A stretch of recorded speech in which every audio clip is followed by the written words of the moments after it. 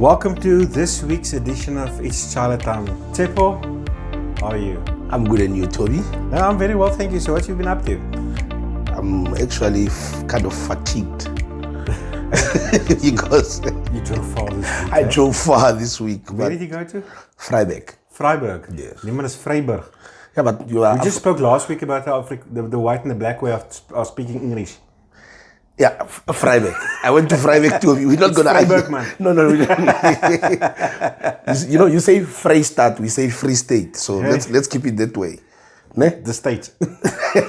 Anyway, yeah. So What are we talking about this week? What did you experience there in Freiburg?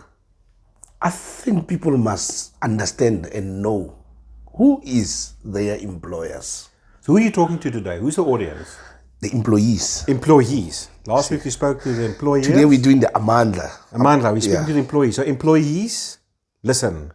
And this is quite important. This is very important. This is very important. Tsepo, you drove 5 hours for a case that didn't last longer than 20 minutes. Yeah. Why? Because the employee Did not know who is his employer. Yeah, okay. So You know, Tsepo, the other day I was laughing when I was walking out of that CCMA, and then I'm like, really? I woke up at 2 a.m., had to be there at 8:30.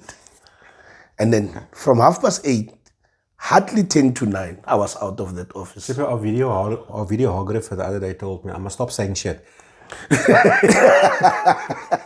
But this is one of those cases. I know for shit. Hey,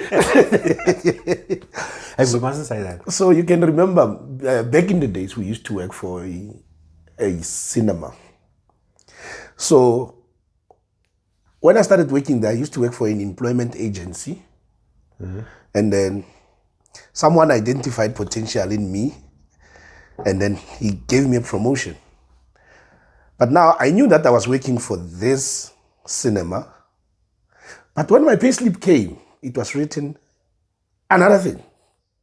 Yeah. So that's when I understood that, there is a mother body and there are sub companies underneath there. Stop. This is a bit of the complexities of when a company uses a temporary employment service or a labor broker as an example. Yeah. There's this tripartite relationship or this triangular relationship between the employee, and at the bottom you get these two companies. The one is your contractual employer, and then the other one is, I suppose it can under certain circumstances be your deemed employer. So you work at the premises of the deemed employer, but the payslip speaks to the labor broker. Yeah, but now that's not what I'm saying. But that's not relevant in your case. Yes. But yeah. What I'm saying is that we worked for the cinema, but the owners of the cinema was someone else who owned the cinema, exclusive books, what. Yes, that's right. But when the payslip came, it says one mother body company, even though you worked for this. You see now. So now you are an employee of this company, but you're working at New Metro. You understand? That's one of our days back in the cinema. Yeah, so now when I started to learn that, there's a mother company and there are other companies. Yeah. It's like when we were working for this other company in Joburg, there was a new division which had a training college and stuff. So now I moved from that company and I started working for the training college. Yes. You understand? So those are the aspects. That's when I started learning that, okay, you can work for this big company, but you understand? But with my case now. Before we get to the case, employees must really understand this, because this is, if you don't understand this and you get this wrong, you won't be denied justice. You're just going to have your time wasted a lot, okay? Sometimes employers, they have one employer or let's call it a shareholder. Let's say one human may have multiple businesses. And he may transfer you between these businesses. So today you're working for this company, a year later you're working for that company, and they often forget to amend the contract of employment, but the payslip shows the new employer. Yeah. So in your mind, you're still working for company 1, but by the time you're fired and you go to the CCMA, you were really, really working for company 5. Yeah, and then they will tell you that the citation is wrong. Yeah, the citation is wrong, and there's jurisdiction application and all these things. And with my chin and chest up, I'm like, sorry, Commissioner. This is now back to your case now, eh? I would like to raise a jurisdiction matter. Oh, yeah. Then it gets there. So with my case, 2 a.m. woke up, get on the N14, drove to Freiburg. Got there, I think I got there at around 7:45, got myself a coffee there at the filling station and then relaxed, wait for my case. 8:30, we got called in and then we sat there. The commissioner went through the file and then they saw that, okay, this case actually, there was an award that was issued previously.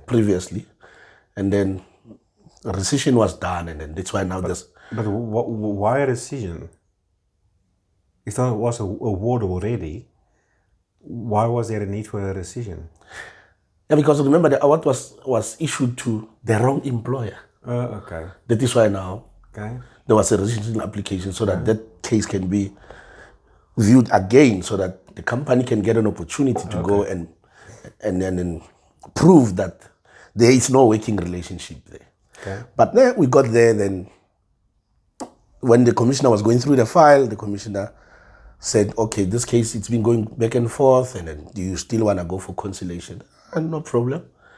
They asked the gentleman, why are you here and what is really that you're seeking for? The gentleman went on to say, yeah, but I want this guy, the manager of that place. I'm like, okay, what place? What are we talking about? Who is your employer here?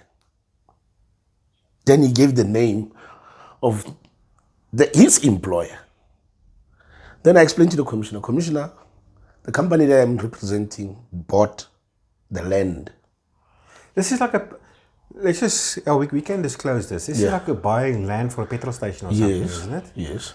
Okay, so the company bought the land. They bought the land to put up a petrol station. There was a old petrol station facility there. Yeah. And they bought it from the landlord. They bought it from the landlord. Okay. But I don't know what the landlord did with... I think previously it was, rented out to another company historically. And this employee was working for that company. Yeah. If I'm not mistaken. But now he's suing the new... new company, yeah.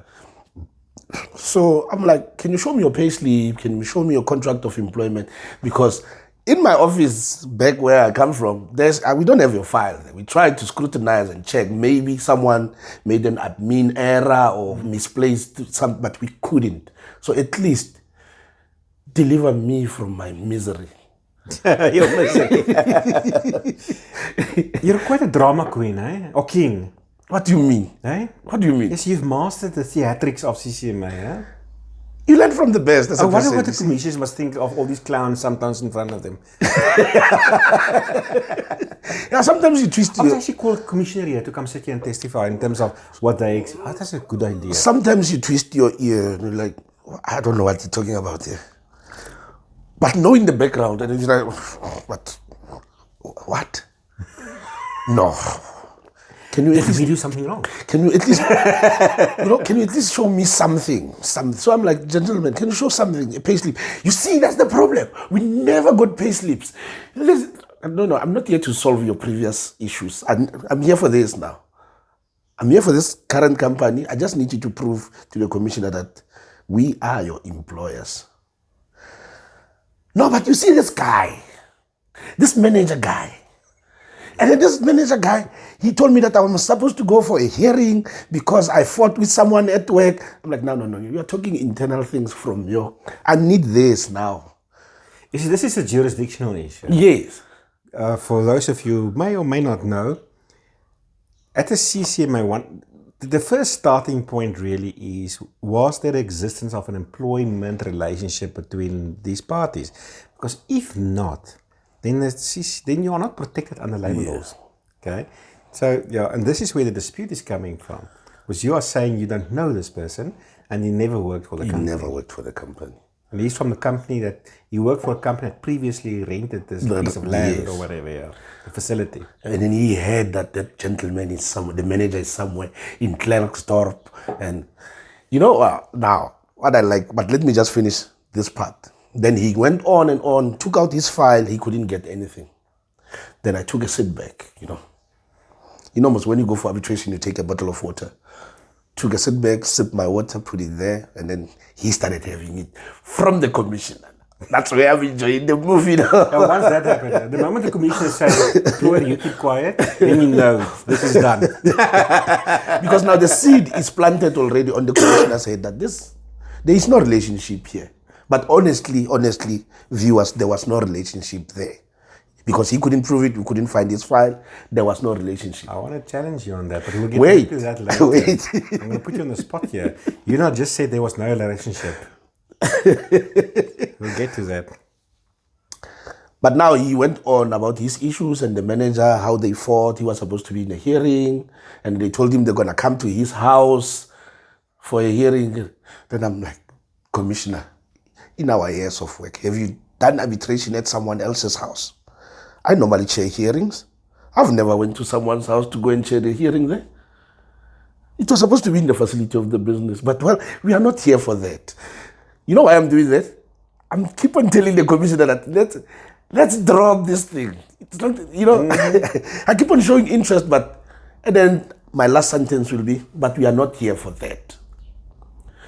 So the commissioner asked him, so who is your employer? Then he mentioned the previous company's name. Then I like, see? So do you agree that these current people sitting here, they are not your employer?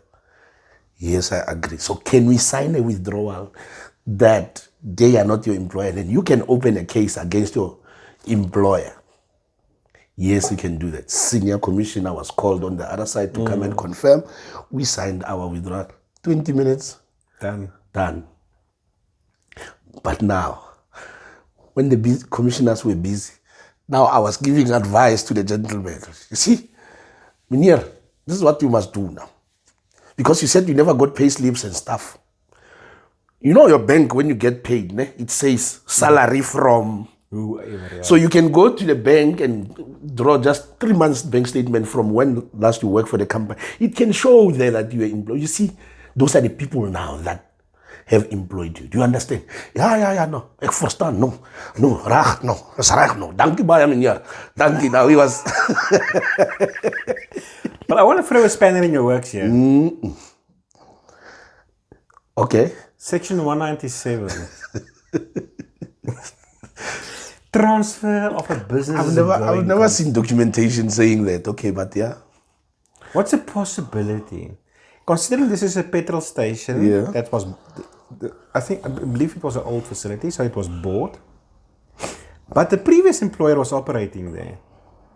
Doesn't Section 197 state that for a period of 12 months, both the old company and the new company is mutually and severally liable for any matter? Also, any outstanding arbitration disputes can then become the issue of the new employer. So there's always this complication. Was this perhaps a transfer of a business as a going concern? Okay, I'm going to proudly answer that. In my knowledge and how I prepared for this case, no Section 197 came out there. So I don't know. Maybe you were lucky. You didn't know about these things. What if you had a lawyer with him? Then I was going to refuse for the lawyer to come in. That was the number one point. So sorry, Mr. Lawyer, to permission. Did you apply to come and represent? Sorry? Yeah. But do you think, okay, but in terms of the merits of, do you think there was a Section 197 transfer? I think there was, because it seems like the gentleman mentioned 2 names, and those 2 names are currently working for this company that I went to represent. So I think there was. Yeah, the complexity here is that I know there are certain arguments to be made that there was not a Section 197, but on the other hand, they took over all the staff. Yeah. Okay, but at that, you see, the problem here is at that time when they took over the staff, he wasn't in the company anymore. There was an issue between him and the old employer. And someone but else. Section 197 says that the arbitration issues becomes the problem of the new employer. Yeah, because he even mentioned that he fought with someone. I think he was on suspension, or he was on leave. Then when he came back from leave, he heard that there's something going on there, but then he fought with someone. I think also a physical fight or something. Then they promised to put him in a hearing, but he was never summoned for a hearing. That's how I understand his story. So him going to sit at home waiting for a hearing, I was just throwing a spanner there and saying, but I cannot chair a hearing at your house, you see. Yeah, you see, this is why it's difficult, you know. They say the CCMA is a free service and, you know, justice must be easy, accessible. But the problem is, you know, employees don't always know the laws. So obviously there's certain arguments this employee could have had at the CCMA, but because he wasn't represented or whatever, you know, he didn't know what arguments to put on the table there. So I think he could have potentially made your life a bit more difficult, rosy. But you were lucky, Maybe I could have sat there until 4 p.m. That day from 8. Arguing whether or not. The existence of employment relationship. But I think good outcome. I think with the tricks that I've learned along the way is that you don't mention things that will jeopardize you as a person who went there to represent. You see, if I mentioned the word transfer, then I was in danger. Ooh. But Superman, ons klink nou soos 'n klomp skelms hier. No, what you're saying is we should hide certain information. No. It's not relevant for why we are there. Maybe from his side, it could have been relevant if he's the one who was. Yeah, that's the ball we throw. That's the ball. That's the ball you were talking about last week. You see now. Problem. It's your problem. It's not my. Yeah, but anyway. Anyway. So yeah, good. The most important thing is that you must know who is your employer, and then if there are changes at the workplace, you know, do diligence to understand. Okay, now who is the new owner of the business? Oh, this is just important. You know. At the end of the day, you know, a case sometimes can be very simple, but there's curveballs. It can be overthrown by technicalities. You know, there are issues. You know. If you cite the wrong party, it's an issue. You may have a strong case, but small things like citing the incorrect party, it can frustrate that process. 100%. So please, like I said, and I always say, week in, week out, that is why we are sitting here every week giving advice. But maybe this advice can be limited. That's now how you're supposed to get to Effectus Harmony and get proper advice. That's why we are sitting here. Yeah, bro. Don't forget to like and subscribe. Simple, thank you. Capiche? Listen, what's coming up this week? Next week, before we go, I can see on the schedule for next week. Yeah, okay, it's like hearings the whole bloody week for you, eh? Yeah, I have a lot. I have arbitration on Tuesday. I think that's where I need to put my focus. It's in Pretoria, so I think Monday in the late afternoon, I'll pass by the client and prepare for my case for Tuesday. But I've requested for bundles and everything. Okay. Well, busy week next week. Yeah. Busy. Anyway, okay. Like and subscribe. Thank you so much. Enjoy. Capiche? Bye-bye.